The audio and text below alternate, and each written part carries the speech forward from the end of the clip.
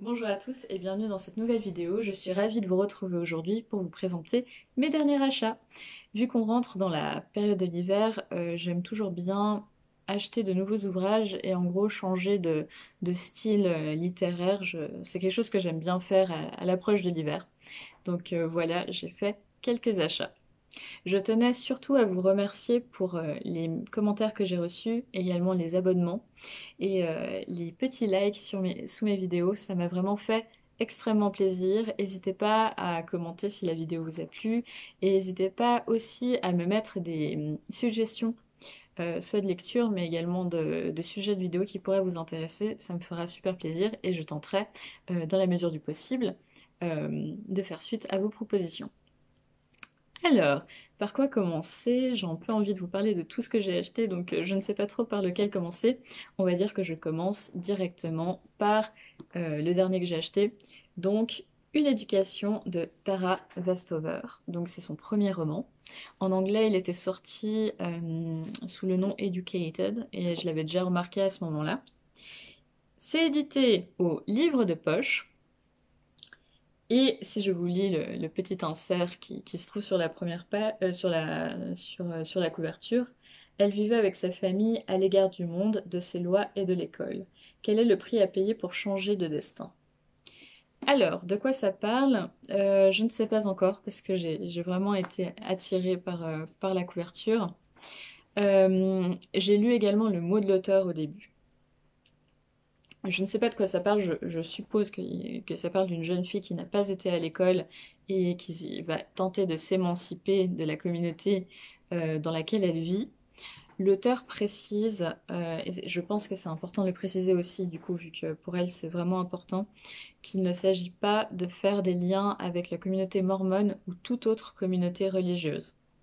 Euh, Elle raconte des faits avec des gens parfois croyants, parfois non croyants, mais elle ne souhaite pas qu'on ramène son texte à une communauté religieuse ou une autre, ou qu'on fasse de son texte une critique de telle ou telle communauté. Donc c'est important que je le dise. C'est d'ailleurs la raison pour laquelle je retourne cette vidéo, parce que j'avais déjà tourné une première fois cette vidéo, mais en lisant le mot de l'auteur, je ne me sentais pas à l'aise de mettre la vidéo en ligne, parce que justement j'avais fait un lien avec une communauté religieuse. Donc voilà, je suis transparente avec vous. Donc voilà, c'est important de le savoir avant de l'acheter peut-être. Et je suis ravie de l'avoir acheté et j'ai vraiment hâte de le commencer parce que du coup ça m'intrigue encore plus. Ensuite, j'ai acheté Rebecca de Daphné du Maurier aux éditions Le Livre de Poche. C'est la nouvelle traduction. Donc là, c'est la traduction de Anouk Neuhoff, sachant que Rebecca avait déjà été éditée, mais je crois que la traduction était un petit peu vieillotte ou quelque chose comme ça. Donc ils l'ont traduit. Encore plus que, il faut savoir que Netflix en a fait une série télévisée, je crois qu'elle est sortie il y a quelques semaines. Personnellement, je ne l'ai pas vue, mais apparemment elle était très bien. Donc voilà, il a aussi sorti, il a profité du succès de la série Netflix. Alors de quoi ça parle? Ça parle d'une jeune fille dont on ne connaîtra jamais le nom dans le roman, et c'est ça aussi qui est intéressant, qui est dame de compagnie sur la Côte d'Azur et qui se retrouve un jour en face à face avec Maxime, qui est l'héritier qui possède Manderley, qui est un manoir en Angleterre. Et entre les deux personnages va se créer une passion amoureuse. Ils vont se marier extrêmement rapidement. Mais Maxime a de temps en temps des réactions étranges et il ne souhaite absolument pas évoquer Manderley, donc le manoir dans lequel il vit. Ça va beaucoup intriguer cette jeune femme. Et surtout, il ne veut absolument pas évoquer la femme qu'il avait avant de se marier avec cette jeune fille, Rebecca. D'où le titre du roman, Rebecca.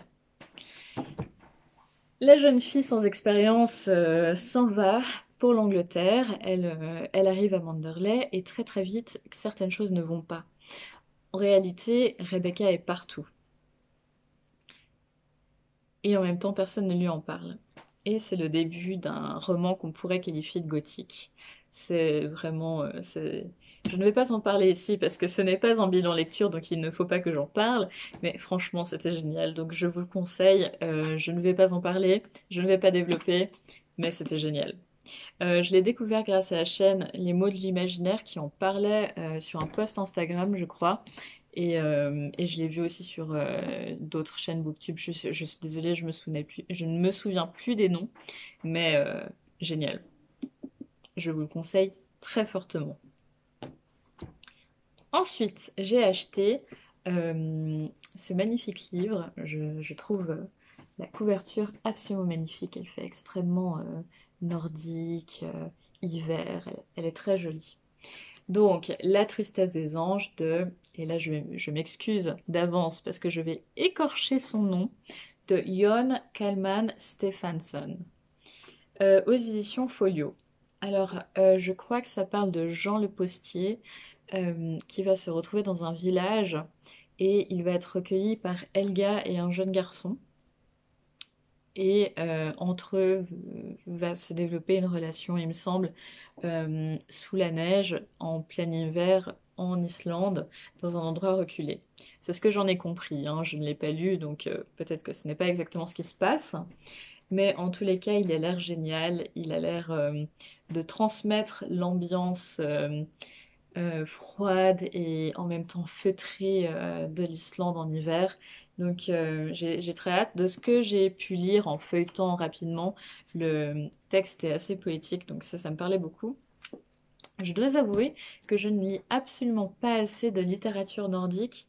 C'est quelque chose où j'aimerais pouvoir m'y plonger un peu plus, mais je ne m'y connais peut-être pas forcément.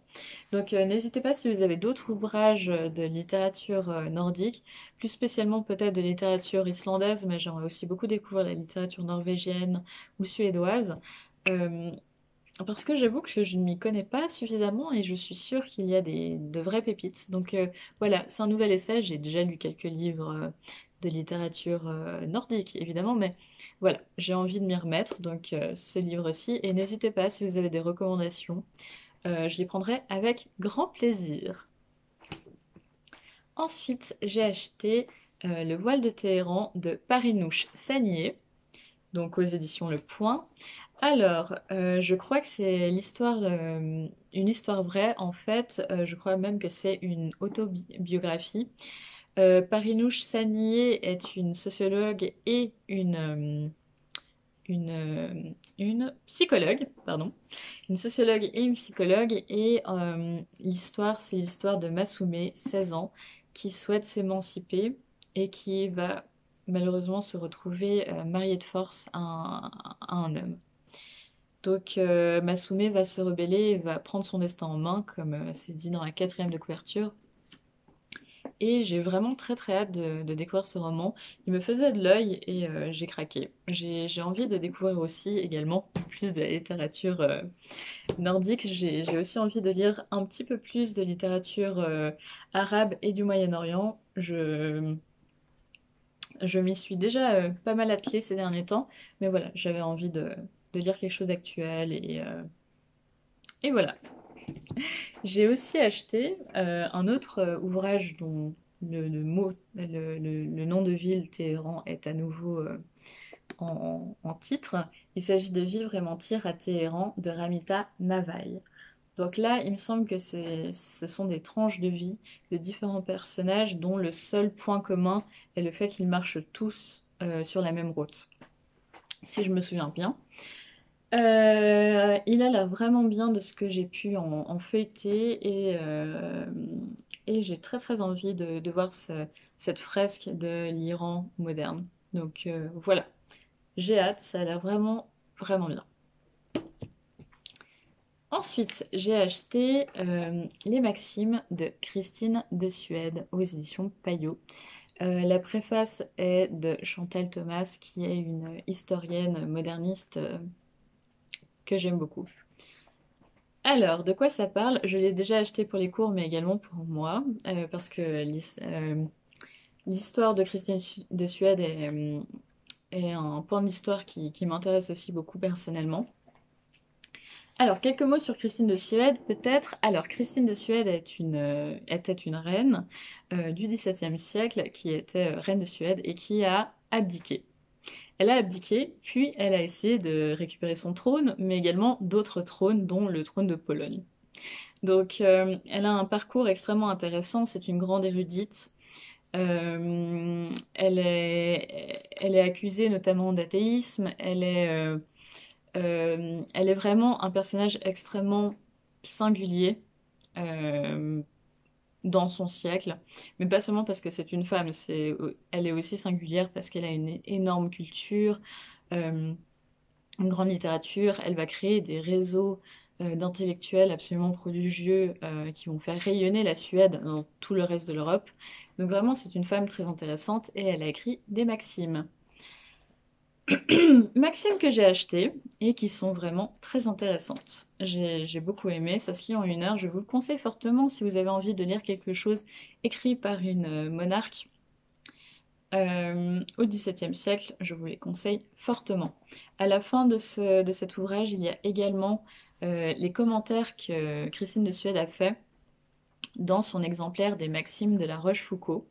Et c'était très intéressant de faire le petit, la comparaison entre ses propres maximes et ce qu'elle critique, ou au contraire ce qu'elle apprécie dans les maximes de La Rochefoucauld, qui sont des maximes très connues. Donc voilà, je vous les conseille fortement, c'était super intéressant, ça se lit très vite, donc n'hésitez pas. Ah oui, et puis je vous montre peut-être l'intérieur, donc voilà, les maximes c'est vraiment très court et ça se lit vraiment très très vite. Ensuite, j'ai acheté de Aki Shimazaki, Suizan, L'ombre du chardon. Je ne vais pas trop m'étendre sur le sujet parce que je vais également en parler dans mon prochain point lecture. Donc il s'agit du 3e tome de sa série L'ombre du chardon, mais il peut se lire de manière individuelle. Ce que j'ai fait, je n'ai pas lu les 2 premiers, et ça ne me pose aucun souci. C'est l'histoire de Goro, qui est le chef d'une entreprise prospère, qui a une femme et plusieurs maîtresses, qui va devoir se remettre en question. C'était très bien, mais je ne vais pas en parler plus pour éviter de vous spoiler. C'est aux éditions Babel. Et il est très très court. Et pour terminer, j'aimerais vous en parler parce qu'il était vraiment, il est vraiment très bien. J'ai presque terminé, comme vous pouvez le voir. Mais oui, alors peut-être petit point de détail, je lis plusieurs livres en même temps. Ça, c'est quelque chose que je fais depuis toujours. Je lis plusieurs livres en même temps. J'ai besoin d'avoir plusieurs atmosphères différentes et je choisis mes lectures en fonction notamment en fonction de l'atmosphère et de ce que je veux ressentir en lisant. Donc voilà, je crois qu'on est plusieurs à faire ça, mais n'hésitez pas à me dire en commentaire si vous êtes comme ça ou si au contraire vous lisez un livre de A à Z en entier avant de passer au suivant, qui est aussi une très bonne méthode. Donc voilà, n'hésitez pas à me dire. Donc, je suis en train de lire Anne de Green Gables de Lucie Maud Montgomery aux éditions Toussaint Louverture. Alors déjà, est-ce qu'on peut parler de ce travail d'édition? La tranche qui est magnifique, le dos, c'est sublime. C'est vraiment très beau. Même, je ne sais pas comment on appelle ça, mais vous voyez, même ça, c'est très très beau. C'est un brun doré foncé, les pages sont très belles. C'est vraiment un très bel ouvrage. Alors, de quoi ça parle? Ça parle de Anne. La série Netflix a produit une série d'ailleurs, si jamais. Il s'agit d'Anne qui est une petite orpheline rousse qui va être recueillie euh, par un frère et une sœur à Green Gables. Et ça a été écrit dans les années 1908, si je ne me trompe pas. Je vais vous dire ça tout de suite. Oui, 1908, exactement, par une Canadienne, donc Lucie Maud Montgomery.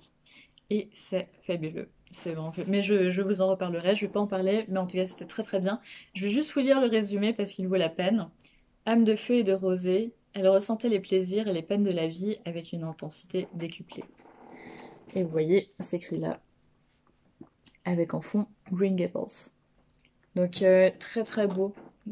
Et travail d'édition, je pense que je vais acheter la suite déjà parce que l'histoire est géniale, mais aussi pour l'objet livre qui est vraiment magnifique. J'aurais adoré recevoir cet objet livre quand j'étais enfant. Donc voilà, je vous le conseille très très fortement. Donc voilà, c'est tout pour mes derniers achats. Je vous retrouve bientôt pour un haul, pour un, pardon, pour un update lecture parce que j'ai quelques ouvrages dont je dois vous parler. En tout cas, merci de m'avoir écouté jusqu'ici. N'hésitez pas à laisser un commentaire, à mettre un pouce en l'air et à vous abonner si ce n'est pas déjà fait. Moi, je vous le dis à très bientôt et je vous souhaite de très très bonnes lectures.